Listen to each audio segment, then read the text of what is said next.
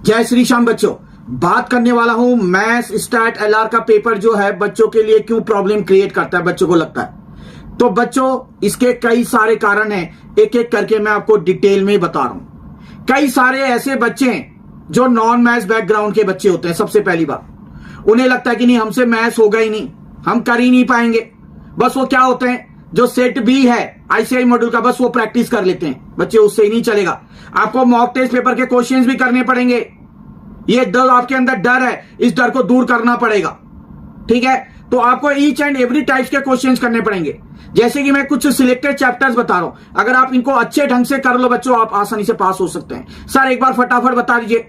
अगर मैं स्टैट्स की बात करूं बच्चों, तो measure of central tendency and dispersion, correlation, regression, index number, ये 3 कर लो। एलआर इजी होता है, आसानी से हो जाएगा। ठीक है, बात करूं मैथ्स के अंदर, time value of money, ratio and proportion, ये कर लो, सफिशिएंट है। प्रैक्टिस करोगे तो ही पास होगे। कई बच्चे ऐसे करते हैं कि वीडियो सॉल्यूशन देखते हैं, बस सोचते हैं कि दिमाग के अंदर सेट हो गया। नहीं होगा बच्चों, उसको प्रैक्टिस करना पड़ेगा। ये गलत धारणा है कि देखने से ही आपको सब कुछ आ जाएगा। आपको खुद प्रैक्टिस करना पड़ेगा, तभी आप उस पेपर को निकाल पाएंगे। तो इसलिए आपको मैथ्स का पेपर लगता है कि क्रिएट कर रहा है क्या प्रॉब्लम। तीसरी बात, फॉर्मूला आप लोग रट्टा मारते हो, पेज में लिख देते हो, रट्टा मारते हो दिन रात, उससे नहीं होगा। फॉर्मूले के बेस में क्वेश्चंस भी करना पड़ेगा, उसे प्रैक्टिस भी करना पड़ेगा बच्चों। जब तक आप ये चीज नहीं करेंगे, आपको लगेगा कि जो मैथ्स स्टैट एलआर का पेपर है आपको क्रिएट कर रहा है क्या प्रॉब्लम। अब आखिरी बात अगर मैं बात करूं बच्चों, तो जो आपके मॉक टेस्ट पेपर है, मॉक टेस्ट पेपर में आपको डिफरेंट टाइप्स के क्वेश्चन देखने को मिलते हैं, आप उसे नेग्लेक्ट करते हो, है ना, वो सबसे बड़ी गलती है।